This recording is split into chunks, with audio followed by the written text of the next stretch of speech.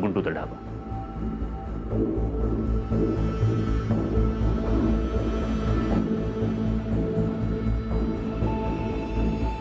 Sir, पैसों की delivery लेने वाला रेड कैप और डार्क गॉगल में होता है और हर बार नया।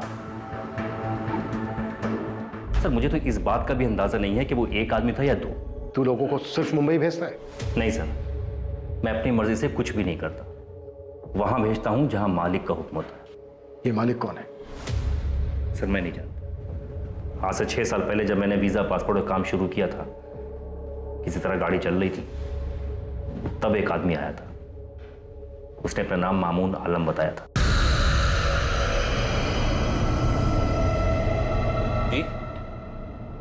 जी मेरे को समझा नहीं आपकी बात। वही तो समझा रहा हूँ। ये कोई वीजा पासपोर्ट का खेल नहीं है, ये इमिग्रेशन का शतरंज है। इस देश में ऐसे बहुत से लोग हैं जो खूब सारा पैसा कमाना चाहते हैं और एक आलीशान जिंदगी जीना चाहते हैं, लेकिन उनको ऐसा लगता है कि इस देश में ऐसा शायद मुमकिन नहीं, इसलिए वो अब्रॉड जाकर सेटल होना चाहते हैं। लेकिन हम तो यहाँ वीजा पासपोर्ट वाला। हाँ, सिर्फ वीजा और पासपोर्ट। पासपोर्ट का फॉर्म भरने के लिए 500-600 रुपये लेते होगे, वीजा के लिए शायद 1000 रुपये। बस ही इमिग्रेशन करवाओ। इमिग्रेशन लोगों को यह यकीन दिलाओ कि वो अब्रॉड जा भी सकते हैं और सेटल होकर अपने सपने भी पूरे कर सकते हैं। और जब वो करोड़ों के सपने देखेंगे तो लाखों तो तुम्हें वैसे ही दे देंगे। तुम्हें कुछ नहीं करना, तुम्हें सिर्फ ऑर्डर्स फॉलो करना है, बदले में तुम्हें 10% कमीशन मिलेगा। और लाखों के खेल में 10% कमीशन कम नहीं होता बस। इसके बाद तुम अपनी काबिलियत साबित करो, कमीशन बढ़ता जाए। हाँ, पूरे ऑपरेशन में एक कोड है, सीक्रेसी। सीक्रेसी कभी भी किसी भी कीमत पे नहीं जानी चाहिए, बदले में तुम्हें मिलेगा बहुत सारा पैसा। वो पहली और आखिरी मुलाकात थी उससे, लेकिन हाँ, मैंने उसका काम शुरू कर दिया और जैसा उसने कहा था, मैंने इस काम से बहुत पैसा कमाया। कमाया नहीं, ठगा। फेक पासपोर्ट और फेक वीजा बनाकर। अब ये बोल, पिछले 6 साल में तूने कितने लोगों को चूना लगाया? सर, हिसाब किताब कौन याद रखता है? ये सब कुछ उस गुरप्रीत की वजह से हुआ। ये सारा बखेड़ा उसी ने खड़ा किया है सर। मैं आपको अभी भी बता रहा हूँ, बहुत लेट हो आप। रैकेट का कुछ नहीं मिलेगा। एक छोटा सा कागज भी नहीं बचना चाहिए। ये रायता तूने फैलाया बस्सी, अब जल्दी समेट। कोई निशान, कोई सबूत नहीं छूटना चाहिए। कुछ नहीं बचा है सर, सच बोल रहा हूं। बहुत खतरनाक लोग हैं वो, मुझे भी मार सकते हैं। इसीलिए सामने से आकर के बता रहा हूं कि मैं एक नाम के अलावा और कुछ नहीं जानता, और वो नाम है मामून आलम। साहब, पूरी टीम लगी है नाला सोपारे में, लेकिन जो कोठी आप ढूंढ रहे हैं उसके बारे में और कुछ पता चलता तो काम आसानी से हो जाता साहब। अभी तो इतना ही पता है शिवा कि किसी सुनसान जगह पर कोई अकेली कोठी है। एक शिवा, जिन 2 लोगों ने इस कोठी के बारे में हमें बताया है, वो लोग पहली बार मुंबई आए और उन लोगों ने पहली बार उस कोठी को देखा था। उन्हें तो ये तक नहीं पता था कि उन्हें इस जगह पे पकड़ के रखा जाएगा। शिवा, अभी जितनी भी इंफॉर्मेशन है उसी से काम चला, और जितनी अकेली बनी कोठी है सबको छाटो। अभी एक और नाम मिला है, मामून आलम। शायद ये इन सब का बाप हो। ये लोग मालिक बोलते हैं इसको। ये दोनों नाम ध्यान में रखो और पूरा नाला सुपारा छान मारो, मिल जाएगा। जी, गुरप्रीत जी संजय के बड़े भाई हैं, बहुत प्यार है दोनों में। पर आप ऐसा क्यों पूछ रहे हैं? आपके देवर संजय ने कुछ बताया कि गुरप्रीत को छोड़ दिया है, ऐसा कोई फोन आया था? जी नहीं, 12 लाख मांग रहे, ये बताया था। गुरप्रीत को छोड़ दिया ऐसा कोई फोन आता तो संजय मुझे क्यों नहीं बताता? इसीलिए तो हम आपसे पूछ रहे हैं। आपके देवर और आपके पति के बीच कोई मनमुटाव की भनक थी आपको? ऐसा कुछ था उनके बीच?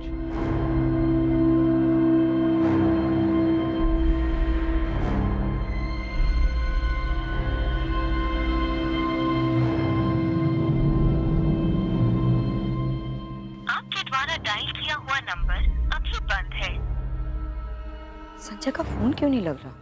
मम्मी, पुलिस वाला अंकल ने क्या बताया? पापा आए थे तो वो यहाँ पर क्यों नहीं आए? पता नहीं बेटा, क्या हो रहा है। क्या सच में गुरप्रीत आहूजा को अपराधियों ने छोड़ दिया था? क्या वो अमृतसर वापस आया था?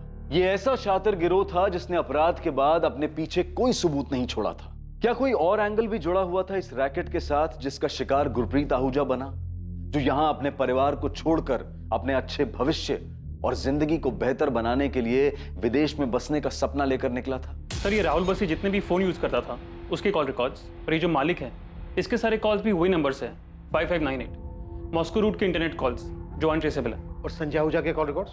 हाँ सर, कॉल तो उसको भी आया था। यही नंबर है सर 5598। अगर उन्होंने गुरप्रीत को भी छोड़ दिया था तो फिर वो वापस क्यों नहीं लौटे?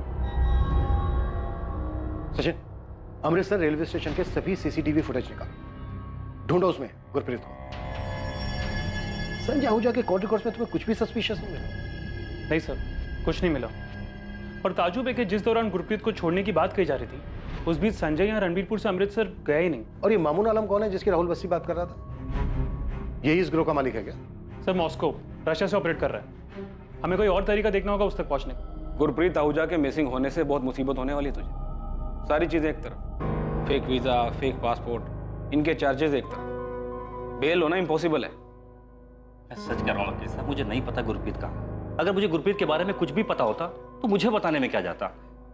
मुझे बस इतना बताया गया था कि गुरप्रीत को छोड़ दिया गया है और वो अमृतसर वाली ट्रेन में बैठ चुका है। देख, मैंने तेरे लिए इन्वेस्टिगेटिंग ऑफिसर से बात की, बस तू ये मालिक जिसे भी बुलाते उसका नाम बता दे। वकील साहब मैं सच कह रहा हूँ, मुझे नहीं पता कि ये मालिक कौन है। तो फिर ये बता दे कौन जानता है उसे? मुझे ये भी नहीं मालूम। मामून आलम? ये कौन है मैडम? ये बात तो तुझे पता होनी चाहिए ना गुलाम, पूरे रैकेट की टिकट्स की बुकिंग तू करता था। देखिए मैडम, ये सब में आप मुझे मत घसीजिए। रैकेट होगा लेकिन मेरा कोई लेना देना नहीं उससे। मैडम मैं सिर्फ टिकट बुकिंग का काम करता हूँ। ये देखिए मैडम, ये सब फाइल चेक कर लीजिए। ये लीजिए, सब फाइल देखिए मैडम, वाइट का मनी है सब, टैक्स पे करता हूँ मैं। देखिए मैडम, अगर किसी केस में आपको मेरी हेल्प चाहिए तो आप मेरे को बोलिए ना, मैं हेल्प करने के लिए तैयार हूँ। तो फिर कर हेल्प। बता मालिक कौन है? गुरप्रीत, समर और बलजीत, इन तीनों से मुंबई में कौन मिला था और इन तीनों को नाला सपारा में कहाँ रखा गया था? मैडम जिन 3 लोगों की आप बात कर रही है, मैं कभी उनसे मिला भी नहीं हूँ। मुझे नहीं पता उनको कौन लेकर गया, कहाँ रखा। मैडम राहुल बस्सी को भी मैं इसलिए जानता हूँ क्योंकि वो मुझसे टिकट बुक करवाता है। आप चेक कर लीजिए सब मैडम। मामून आलम का तो नाम भी नहीं सुना मैंने कभी। और ये मालिक कौन है मुझे नहीं पता। मामून आलम? हाँ जानता हूँ, सुना इसके बारे में। ये मामून आलम ने यहाँ एक कोठी उठाया भाड़े पर। कहा श्रीधर? हम ये कोठी और मामून आलम दोनों को ढूंढ रहे हैं। वो राजोड़ी भी जाने वाला रास्ता है ना, हाँ। उधर ही पे। ये कुछ अफजल काडेकर नाम है ओनर का। अफजल काडेकर? जरा नंबर देना इस अफजल काडेकर का। सर एक कोठी मिली है, शायद ये वही है। और मामून आलम का भी पता चला है सर, कोठी उसी ने रेंट पे ली है। और ये कोठी का ओनर कोई अफजल काडेकर है। सब लोग वहीं जा रहे हैं। अफजल काडेकर के पास मामून आलम की डिटेल तो होगी। ये मामून आलम ही मालिक है या फिर ये जानता है कि मालिक कौन है? अगर मामून आलम मालिक नहीं है तो यही हमें मालिक तक पहुंचाएगा। हम यहाँ पर बलजीत और समर से उन लोगों के स्केचेस बनवा रहे हैं जिनसे वो मुंबई में मिले थे। कुछ याद नहीं है सर, बहुत मारा था उन लोगों ने, डर से सब कुछ भूल चुका हूँ। सर अगर मैं बताने की कोशिश भी करूँ तो पता नहीं कितना सही होगा। समर, बलजीत, जो बता सकते हो बताओ। तुम्हारी किस्मत अच्छी थी, पर गुरप्रीत के बारे में सोचो, उसकी वाइफ, उसके छोटे बच्चों का सोचो। संजय तुमने मुझे बताया क्यों नहीं? आप भी मुझ पर शक कर रहे हैं भाभी? तो क्यों नहीं बताया कि उनका फोन आया था कि गुरप्रीत जी को छोड़ दिया है? भाभी मैं खुद बहुत परेशान था, बलजीत और समर को ढूंढने में लगा हुआ था। मैं जानता था भाभी कि वो लोग झूठ बोल रहे हैं। अगर उन्होंने सच में भैया को छोड़ा होता तो यहाँ नहीं आते। भाभी आपको बताना मेरे दिमाग से निकल गया, कैसे निकल गया मैं खुद नहीं जानता। भाभी ये राहुल बस्सी की कोई चाल है। कल पुलिस भी सारा दिन यही सवाल पूछ रही थी मुझसे कि 12 लाख रुपए के लिए मैंने अपने भाई को कैसे मारा है। अभी पुलिस का तो काम है शक करना, कम से कम आप तो मुझ पर शक मत कीजिए। भैया के लिए मैंने अपने हिस्से के खेत बेच दिए थे भाभी। अगर मुझे सच में पता होता कि भैया वापस आ रहे हैं तो क्या मैं आपको नहीं बताता?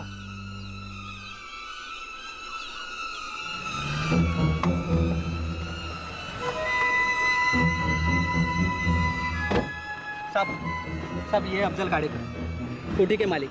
कोठी पर तो अभी ताला लगा है, लेकिन अफजल के पास दूसरी चाबी है और मामून आलम की सारी डिटेल्स भी इनके पास है।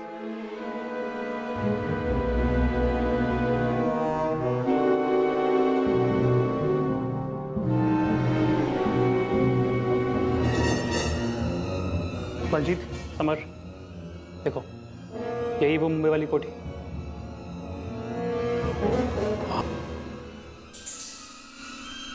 वो कोठी मिल गई है सर हमें, मुंबई के पास नाला सोपारा एरिया में, और मामून आलम तक भी हम जल्दी पहुंच जाएंगे। सर अब तक के हिसाब से यही लग रहा है कि मामून आलम ही इस रैकेट का बॉस है, और अगर हमारा अंदाजा गलत भी है तो उसके जरिए हम उस मालिक तक पहुंच सकते हैं। गुरप्रीत आहूजा की कोई लीड? सर राहुल बस्सी के हिसाब से गुरप्रीत को छोड़ दिया गया था, लेकिन गुरप्रीत अपने घर नहीं पहुंचा। हम गुरप्रीत के भाई संजय आहूजा पर भी डाउट कर रहे हैं। इमीडिएटली पूरे पंजाब में एक प्रेस स्टेटमेंट इशू करो, सारे पेपर्स में ये होना चाहिए, साथ ही बाकी के स्टेट्स को इस fake passport visa immigration racket के बारे में। I am sure Gurpreet, Baljeet और समर इस रैकेट के पहले विक्टिम तो नहीं है। कोई सामने तो नहीं आया सर, पर श्योरली ये पहले विक्टिम्स नहीं है। पेपर में खबर आएगी तो बाकी के विक्टिम भी सामने आने से हिचकिचाएंगे नहीं, उनके सामने आने से हमें कोई और लीड मिलेगी। गुरप्रीत आहूजा का ये केस ही इस रैकेट को बाहर लाया है, हमें उसे किसी भी तरीके से ढूंढना है और वापस लाना है। सर बहुत सारी चीजें ऐसी हैं जो हमारी पहुंच से दूर हैं, उन तक पहुंचने के लिए हमें हेल्प लगेगी। वो IP address Moscow Russia route से है सर। पूरी डिटेल्स दो मुझे, मैं देखता हूँ। यूक्रेनियन माफिया भी इन्वॉल्व है? सर अभी तक कोई ठोस उनके खिलाफ मिला तो नहीं है।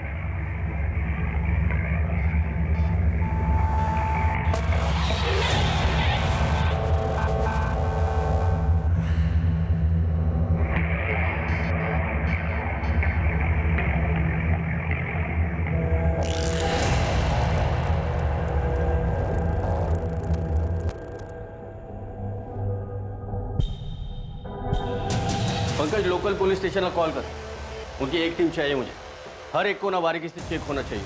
सर ये रहा एग्रीमेंट, इसमें मामून आलम का फोटो भी है। ये एग्रीमेंट दिसंबर 2019 तक का है, लेकिन सर मैं सच कहता हूँ, मुझे तो आप लोगों से पता चला यहाँ क्या हो रहा है। लेकिन इस पर जो नंबर है मामून आलम का, वो तो स्विच ऑफ आ रहा है अफजल भाई। हाँ मैंने भी ट्राई किया था, लेकिन फ़ोन बंद है उसका। इसमें उसका मीरा रोड वाला एड्रेस भी है, आप वहाँ से पता कर सकते हैं। उसने ये कोठी भाड़े पर क्यों लिया था? पता नहीं क्यों, लेकिन सर महीने का 1.5 लाख रुपए किराया दे रहा था वो, इसलिए पूछा नहीं। गोविंद सर, बलजीत और समर ने भी कंफर्म किया कि उन दोनों को यहीं रखा गया था। ठीक है, यहाँ के सर्च के बाद मामून आलम को उठाते हैं, बस वो पहले ही भागा ना हो।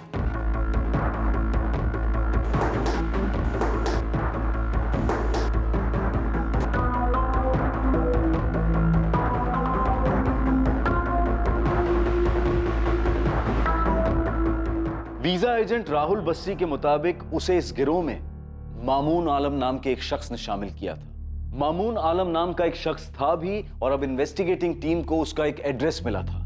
पर क्या मामून आलम ही इस गिरोह का वो मालिक था जिसकी बात राहुल बस्सी कर रहा था? क्या मामून आलम तक पहुंचकर पुलिस गुरप्रीत आहूजा का पता लगा पाएगी?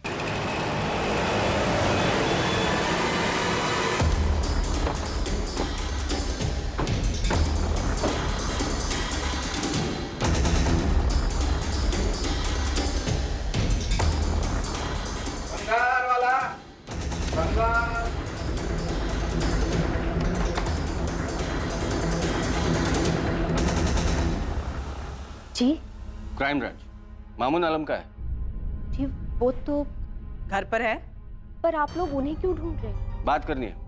मामून ने नाला सोपारा में एक कोठी किराए पर ले रखा था, उसी बारे में। आप कौन हो? उनकी बीवी। बुलाइए, कहाँ है? उनका तो 1 हफ्ते पहले इंतकाल हो चुका है। कैसे? एक्सीडेंट हुआ।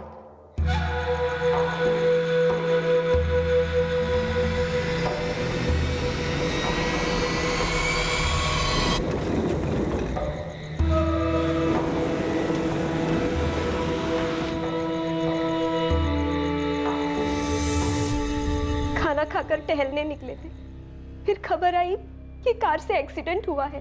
क्या काम करते थे मामून आलम? वीजा, पासपोर्ट वगैरह, लोगों को हज पर भी भिजवाते थे। सही है, शिवा ने पता किया। मामून आलम 1 हफ्ते पहले सच में एक्सीडेंट में मारा गया था।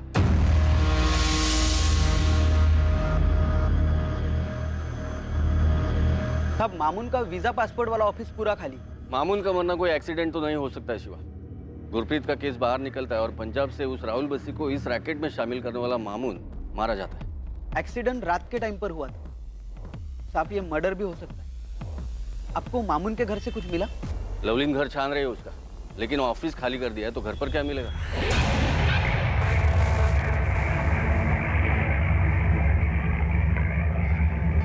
साहब मामून मालिक ना भी हो तो भी इस रैकेट में कोई बड़ी पोजीशन देख रहा है। बंदा खुद 1 BHK में रहता है और नाला सोपारा में 1.5 लाख की कोठी किराए पर ले रखी है। पता कर शिवा, इसके आगे पीछे की गड़ी कौन है, जल्दी पता कर। शबाना, क्या तुम जानती हो तुम्हारा पति फेक वीजा, किडनैपिंग और इलीगल इमिग्रेशन का काम कर रहा था? मैडम आप ये क्या कह रही हैं? मुझे उनके काम के बारे में कुछ नहीं पता। वो तो हम पता कर ही लें। चलो। मैडम 1 सेकेंड, एक सूटकेस है, ये अपने ऑफिस से लाए थे एक्सीडेंट के 1 दिन पहले। कहाँ है वो सूटकेस?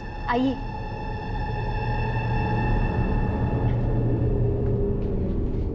कहाँ है? जीप इसके पीछे।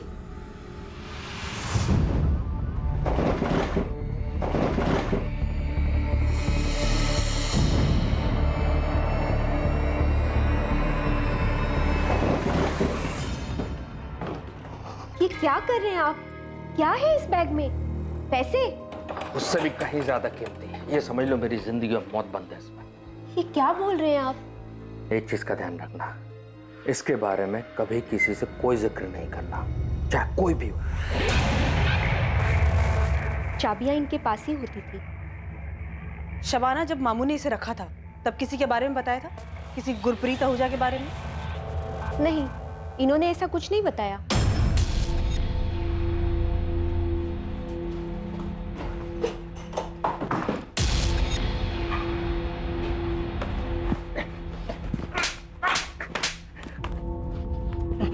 साले, तुझे पहले से पता था ना कि मामून आलम का एक्सीडेंट नहीं हुआ है बल्कि मर्डर हुआ है इसका।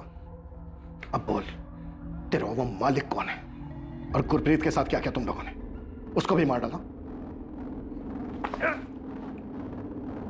आखिरी मौका दे रहा हूं तुझे, बोल दे। सर मुझे इसी बात का डर था। मैंने कहा था आपसे कि वो बहुत डेंजरस लोग हैं, वो कुछ भी कर सकते। कौन वो लोग? मुझे नहीं पता सर, मैं सिर्फ एक नाम जानता हूँ, मालिक। अब मुझे नहीं पता कि सर ये मामून ही मालिक था या फिर मामून भी एक छोटा सा प्यादा था। सर ये तो अच्छा हुआ कि मैंने आपके सामने सरेंडर कर दिया। अगर वो मामून को मार सकते हैं तो फिर अगला नंबर तो मेरा ही होता।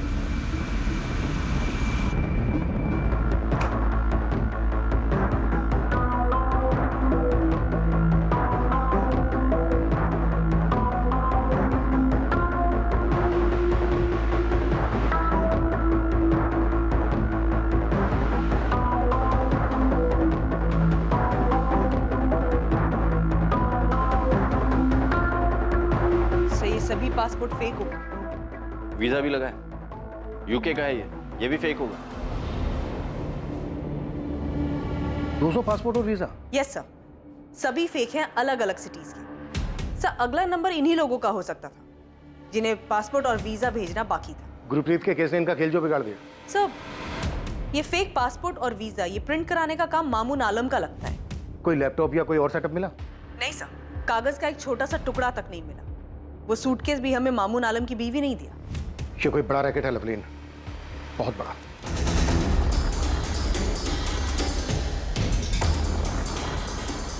मामून आलम के घर से मिले कई सारे फेक पासपोर्ट से इन्वेस्टिगेशन टीम को अंदाजा हो गया था कि ये रैकेट कितना बड़ा होगा।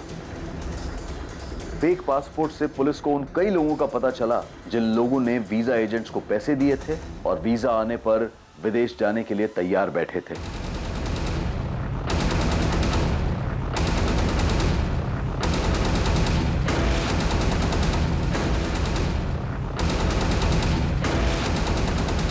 बहुत सारे शहरों में बहुत सारी टीम्स बनाई जो वहां फैले इस रैकेट के एजेंट्स का पता लगाकर ठगे जाने वाले लोगों से कांटेक्ट कर सके। मैंने उनके साथ कुछ कर दिया? नहीं संजय, इसमें कोई शक नहीं है कि तुम्हारा भाई वापस नहीं लौटा था। हमें इस रैकेट से जुड़े एक आदमी के बारे में पता चला था, लेकिन बदकिस्मती ये रही कि उस तक पहुंचने से पहले ही उसकी मौत हो चुकी थी। हम पूरी कोशिश कर रहे हैं उन आदमियों तक पहुंचने की जिन्होंने तुम्हारे भाई को पकड़ के रखा था। या फिर क्या साहब?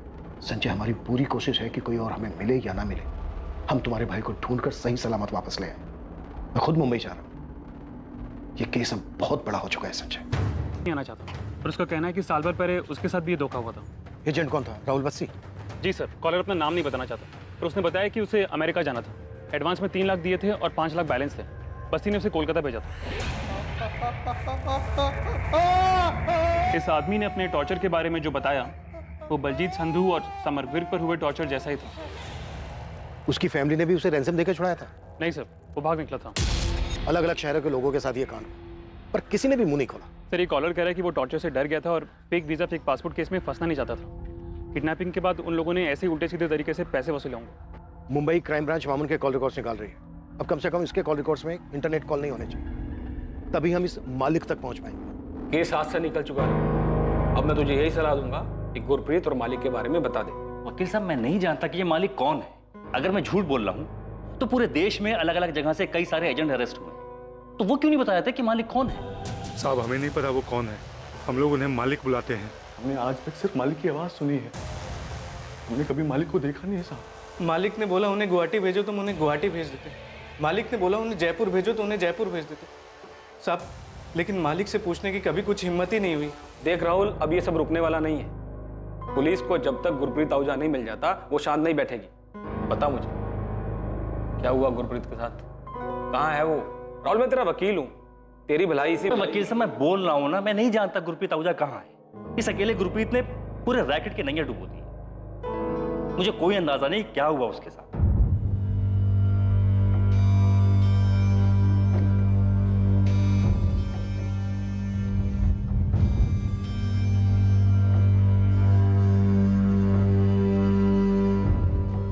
गुरप्रीत जी की मुझे लंदन जाने की जिद समझ ही नहीं आई, और अब तो 1 महीना हो गया संजय। भाभी, आप उम्मीद मत छोड़िए। बच्चे आपका मुंह देखकर आंसू रोके हुए। पुलिस पूरी मुंबई छान रही है भैया को ढूंढने के लिए,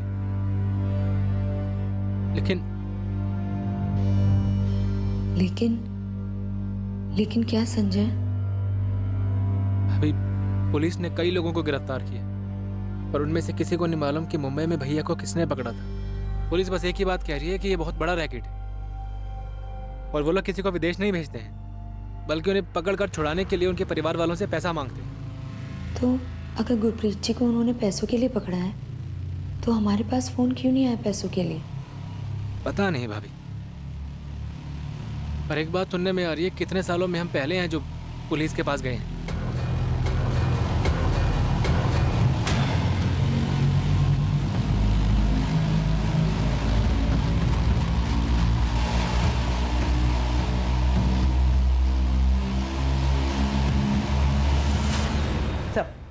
मामून आलम के फोन में ज्यादातर इनकमिंग कॉल्स इंटरनेट कॉल्स ही हैं, और आउटगोइंग कॉल्स भी इंटरनेट कॉल्स हैं। कॉल रिकॉर्ड्स में एक भी नंबर ट्रेसेबल नहीं है? 2 नंबर है सर। ये दोनों नंबर फिलहाल स्विच ऑफ है। इन दोनों नंबर पे मई मंथ में बात हुई है। गुरप्रीत, बलजीत और समर, इन तीनों के मुंबई पहुंचने से पहले तक की डेट, यानी 8 मई तक के कॉल रिकॉर्ड मंगाए इन दोनों नंबर के, जो कल तक आ जाएंगे। गोविंद, कोठी से कुछ मिला? टीम ने हर कोना बहुत बारीकी से चेक किया है अमनदीप, कुछ डाउटफुल नहीं मिला। हर कोना देख लिया, फर्श, दीवारें, और ऐसा भी नहीं लग रहा है कि कहीं कुछ दफन है। गुलाम रवि कुछ नहीं मिला। राहुल बस्ती के बाद बस वही एक है इस रैकेट से जुड़ा हमारे पास। उससे बहुत बार पूछताछ भी हुई, वो सिर्फ टिकटिंग एजेंट है। कुछ लोगों को पीछे भी लगाया था उसके। मुझे शक था कि वो बहुत कुछ दबा कर बैठा है, पर नजर रखने के बाद भी उसके बारे में यही पता चला कि बंदा सालों से ट्रैवल एजेंसी चला रहा है। इलाके में सब जानते हैं उसको, कहीं कुछ लफड़ा नहीं उसके नाम से। कोई सामने ही नहीं आया, इसलिए इतने सालों से ये लोग बेखौफ रैकेट चलाते रहे। मैंने डीजीपी साहब से इंटरपोल से हेल्प लेने के लिए रिक्वेस्ट भी की है, ताकि मॉस्को रशिया रूट वाली आईपी ट्रेस हो सके। पर जरूरी नहीं है कि वो आईपी मॉस्को की हो तो यूजर भी मॉस्को में हो। वो तो यहाँ कुर्ला में बैठकर भी ऑपरेट कर सकता है। तो फिर कैसे पकड़ेंगे मालिक को? कैसे पता चलेगा हमें कि गुरप्रीत कहाँ है, किस हाल में है? तुमने पक्का उस राहुल बस्सी को अच्छे से ठोक बजा कर देखा है? क्या पता इस रैकेट में जो खुद को नौकर बता रहा है वही मालिक हो और हमें नचा रहा हो। सारे तू ही मालिक है ना, जानते हम। चल बोल गुरप्रीत आहूजा को कहाँ मारा? नहीं बोलेगा, नहीं बोलेगा। साहब, मैं मालिक नहीं हूं, मैं आपसे सच में जानता कि मालिक कौन है। यही बोले थे। हाँ, यही थे। ये इरफान हाशमी है और ये अयाज शेख। नाम नहीं सुना था साहब का। बोल राहुल बसी उर्फ मालिक। मुंबई में इरफान हाशमी, अयाज शेख, यही दोनों तेरे नौकर है ना? आप कोई भी खेल खेल लो, लेकिन सच यही है कि इस पूरे खेल में मैं एक छोटा सा नौकर। जो मालिक के बताई हुई जगह पर लोगों को भेजना है। तो बलजीत, समर, गुरप्रीत मुंबई में किससे मिले, वो एक थे या दो, उन दोनों में से ही कोई मालिक था, मुझे कुछ नहीं पता। मैं सच कह, कोई कुछ नहीं करेगा, हमें बस गुरप्रीत और वो मालिक चाहिए। अब मैं कितनी बार आपको बोल चुका हूं, मैं नहीं पहचानता कोई गुरप्रीत आहूजा को, नहीं पता मेरे को इरफान हाशमी कौन है, ये अयाज खान कौन है साहब। और ये बार बार आप जो मालिक का नाम ले रहे हैं, मुझे नहीं पता कौन है वो, इंसान है कुछ और है। अब तक जितने भी फ्रॉड एजेंट्स पकड़े गए, उन लोगों ने जितनों को ठगा, पैसे लिए, उन सब लोगों के पासपोर्ट और वीजा फर्जी है। उन सब की टिकटिंग तुम्हारे यहाँ से ही हुई है। साहब मेरा धंधा है टिकट बुकिंग का, कोई भी मेरे पास आएगा टिकट बुक करने के लिए, मैं टिकट बुक करूंगा ना। मैं एक अफसर थोड़ी हूं कि पूछते रहूंगा उनको, इंक्वायरी करते रहूंगा कि वो असली है या फर्जी है। बैठ। ये जो इतना बड़ा रैकेट चल रहा है पूरे देश में, ये सबके सब एजेंट तेरे से टिकट्स क्यों करवाते हैं, और वो सारे टिकट्स कैंसिल भी हो जाते हैं। ये फर्जी टिकट के अलावा मैंने बहुत सारी टिकट बुक की, अब चेक कर लीजिए। साहब अब मेरे को एक बात बताइए, ये इतना बड़ा रैकेट है, इतना सालों से चल रहा है, ये आपकी पकड़ में अब आ रहा है। अब मैं तो एक मामूली बुकिंग एजेंट हूं, मुझे कैसे पता चलेगा कोई मेरे से क्यों टिकट बुक करवा रहा है, क्यों कैंसिल करवा रहा है।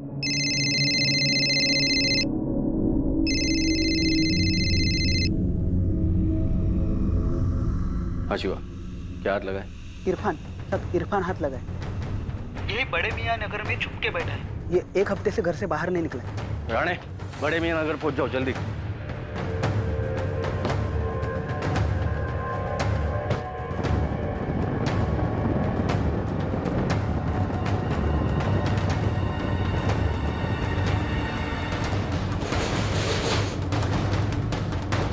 सब यही है, अंदर ही बैठा है। जोला। हाँ।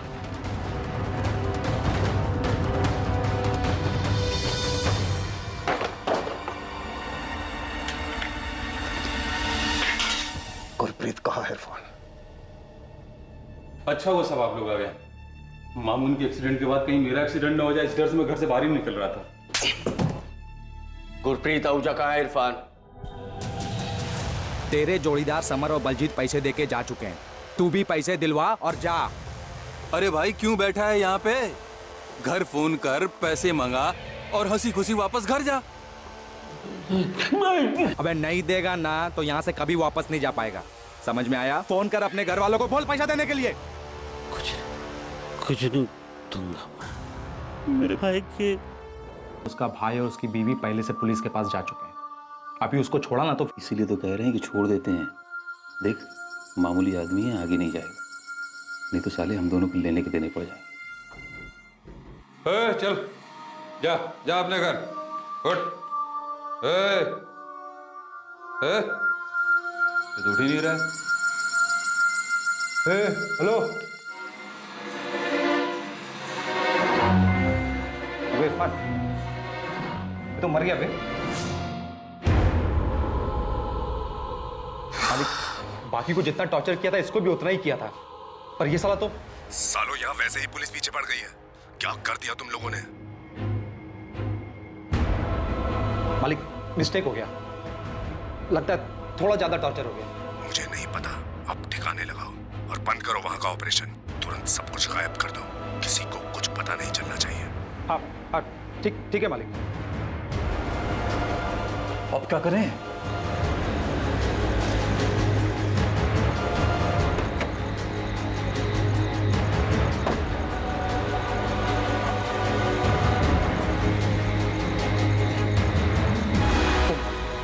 कपड़े ओपड़े सब निकाल दे, तब जा, कुछ मिलना नहीं चाहिए। उधर साइड में ले।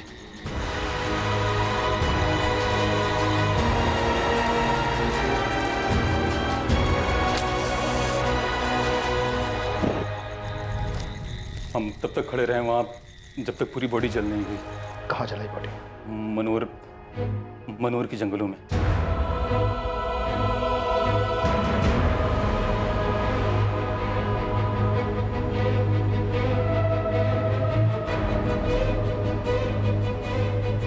वहीं पास के गांव वालों से हमें पता चला था, मनोर के जंगल में स्केलेटन के टुकड़े मिले थे हमें। शिरीष बोन्स प्रिजर्व तो किया है ना? जी सर, बिल्कुल किए हैं। वो बंदा पंजाब से मिसिंग हुआ है शिरीष। जो कुछ मिला है तुम्हें, हमें वो सब चाहिए। तुम्हारा भाई नहीं रहा संजय। इरफान और अयाज ने मुंबई में मिलकर उसे टॉर्चर किया था। हम उन दोनों के खिलाफ मर्डर केस रजिस्टर कर रहे हैं। गुरप्रीत ने तुम लोगों से पैसे की बात नहीं की। गुरप्रीत का कहना था कि वो पैसे उसके नहीं, तुम्हारे हैं।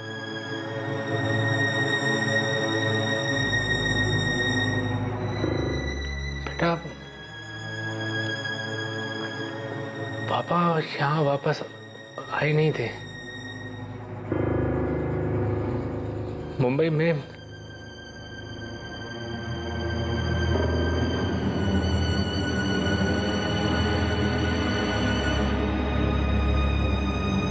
सभी अगर पुलिस अपने पर आ जाए तो क्या क्या कर सकती है? सब मामून के एक्सीडेंट के बाद में वैसे ही डरा हुआ हूँ। मुझे ही नहीं मालूम कि मालिक कौन है। अयाज ही बात करता था साहब, पर पता नहीं उसे भी मालूम है कि नहीं मालिक कौन है। कौन से नंबर पे बात करता था? वो भी अयाज ही जानता है साहब। मेरा तो मालिक वही था, पर साहब उसके ऊपर सबके ऊपर कोई मालिक है, पर साहब पता नहीं वो कौन है, कहाँ रहता है। अयाज कहाँ है? साहब वो तो सूरत भाग गया।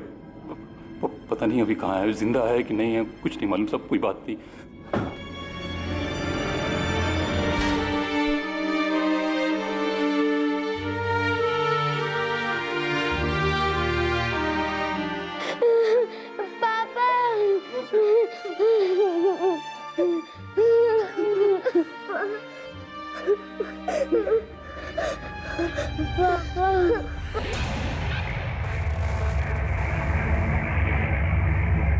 दो दिन की तलाश के बाद पुलिस ने अयाज खान को सूरत से ढूंढ निकाला और वो अब पुलिस की गिरफ्त में था।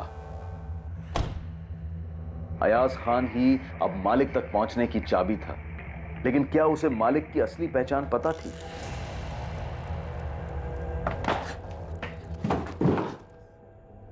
मैंने अरेस्ट नहीं दिखाया तेरा तो मुंबई ट्रांजिट का सवाल ही नहीं।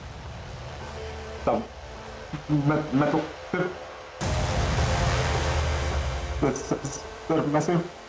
मैं सिर्फ क्या चलते बहुत टाइम नहीं है मेरे पास। गुलाम वही मालिक है, ये पूरा रैकेट वही चलाता है। वो खाली टिकट नहीं बेचता है, वो ये सबकी सेटिंग वही करता है।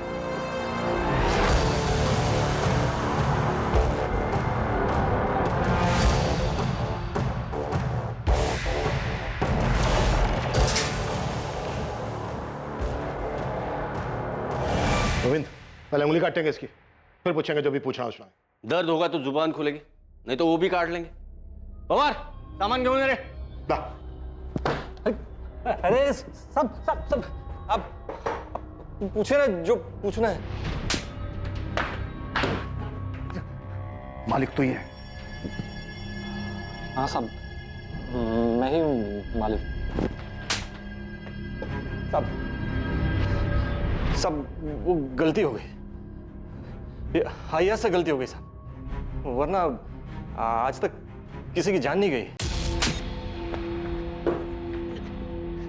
तेरी जान भी नहीं जाएगी। अमनदीप, शुरू करें? हाँ। सब मैं सब सच बताता हूँ ना साहब, सब बताता हूँ साहब। देखिए साहब, हमारा किसी को मारने का इरादा नहीं था साहब, हमें सिर्फ पैसों से मतलब था। ये लोगों ने बहुत पैसे कमा के दिए हैं साहब, मैंने बहुत पैसे बनाए साहब, करोड़ों। कहाँ रखा है? अलीबाग में एक बंगला है, बेनामी प्रॉपर्टीज, गाड़ियां, बहुत सारा कैश भी है। आपको क्या चाहिए साहब? उन सब के रिकॉर्ड्स जिन को अब तक ठगा गया। इतने रिकॉर्ड्स तो नहीं है साहब। कब से चल रहा था ये सब? 10-11 साल हो गए साहब, लेकिन आज तक किसी को खबर नहीं हुई। सब सही सलामत घर पहुंच गए। अब ये पहली बार है कि गुरप्रीत आहूजा को अपनी जान गंवानी पड़ी साहब। सिमरन जी, डीएनए रिपोर्ट आई है, आपके पति की अस्थियां आपको मिल जाएंगी।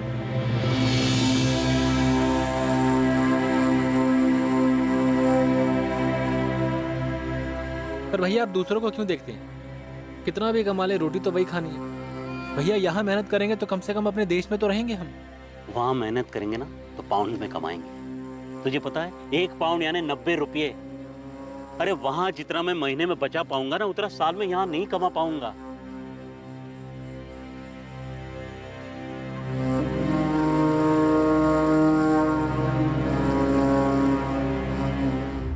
आरोपियों पर आईपीसी की धारा 302 हत्या के लिए, धारा 342 गलत तरीके से बंधक बनाकर रखने के लिए और धारा 406 विश्वास का आपराधिक हनन करने के चार्जेस लगे हैं। गुरप्रीत आहूजा का इस तरह अपनी जान गंवा देना बेहद अफसोसजनक है। डॉक्यूमेंट्स बनाने और बनवाने के लिए बहुत सारे सही माध्यम मौजूद हैं, खासकर यात्रा से जुड़े डॉक्यूमेंट्स जैसे कि पासपोर्ट और वीजा के लिए। उन फर्जी एजेंट्स के जाल में बिल्कुल ना फंसे जो पैसा कमाने के लिए भोले भाले और कमजोर लोगों को अपना निशाना बनाने के लिए बैठे रहते हैं। विदेश की नौकरी और इससे जुड़े परमिट के मामलों में बेहद सतर्क रहने की जरूरत है। एजेंट के रूप में शिकारी ऐसे लोगों पर झपटने के इंतजार में हर कोने में मौजूद हैं जो उनकी लुभावनी बातों में आ जाएं। हर डॉक्यूमेंट की बारीकी से जांच करें और अगर कोई शक हो या कोई बात समझ में ना आए तो अपने किसी भरोसेमंद या किसी करीबी व्यक्ति की मदद लेने से बिल्कुल ना हिचकिचाएं। कभी भी ऐसे लोगों के जाल में ना फंसें जो आपको एक जगह तक ले जाकर अपनी मंजिल तक पहुंचने के लिए किसी दूसरे के हवाले करने की बात करें। आमतौर पर तस्करी, ठगी और लोगों को फंसाने के ये कारगर तरीके होते हैं। सबसे जरूरी बात यह है कि जब दूसरी तरफ लालच हो, सब कुछ बहुत अच्छा दिखाई दे, एक अच्छे और बेहतर जीवन जीने की बात हो, तो तुरंत उस तरफ दौड़कर जाना समझदारी नहीं है, बल्कि ऐसे में बहुत ही सतर्क होकर कदम बढ़ाने की जरूरत है। अब मैं अनूप सोनी आपसे विदा लेता हूं। कल रात 11 बजे आपसे फिर मुलाकात होगी एक और नए केस के साथ। और याद रखें, क्राइम और आपके बीच में सिर्फ इतना फर्क है कि आप कितने सतर्क हैं। सतर्क रहें, सुरक्षित रहें।